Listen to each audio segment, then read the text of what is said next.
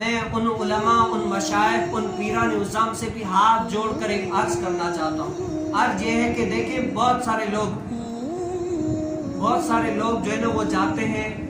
پیران عظام، علماء کرام، خطبہ، یہ سب کچھ بیان کرنے کے لیے بہت سارے علاقوں میں ربیع الاول کا ہمارے عاشقان رسول اتنے سارے بیانات یہ وہ سب کچھ کراتے ہیں۔ میری ان پیران عظام سے، خطبہ سے، علماء سے، مشائخ سے ایک ہاتھ جوڑ کر عرض یہ ہے کہ جہاں بھی بیان کرنے جائے نا ربیع الاول کا، رسول کائنات صلی اللہ علیہ وسلم کے میلاد کے لیے جائے نا، تو صرف ایک کام پہلے کرے، کیا کرے؟ وہاں کے محلے یا مسجد کے امام سے پہلے مل لے، بتائیں کہ اے امام صاحب یہاں پر میلاد پہ تو میں بیان کروں گا لیکن آپ بتائیں کہ یہاں پر مجھے کس بات پر بولنا چاہیے تاکہ لوگ اسلام کی طرف راغب ہو جائیں، کس ٹاپک پر مجھے بولنا چاہیے، کون سی ایسی چیز ہے جو ان لوگوں میں خرابی ہے کہ میں اس بات پر بول سکوں تاکہ لوگ اس خرابی سے ہٹ کر اسلام کی طرف راغب ہو جائیں۔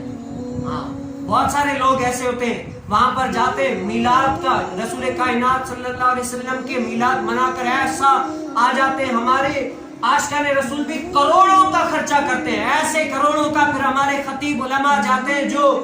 صرف ایک ہی دن اس میلاد پہ ہی وہاں پر نظر آتے ہیں، تو ہمارے علماء ان کو کہتے ہیں بڑے عاشق رسول ہے، بڑے عاشق رسول ہے۔ بعد میں پتہ چلتا ہے کہ یہ عاشق رسول سال میں ایک ہی مرتبہ صرف اسی ٹائم پہ نظر آتے ہیں، باقی نظر نہیں آتے۔ اگر ہم پوچھ لیں نا امام صاحب سے، ہاں جی امام صاحب ہم یہاں پر بیان کرنے تو آ رہے ہیں، کیا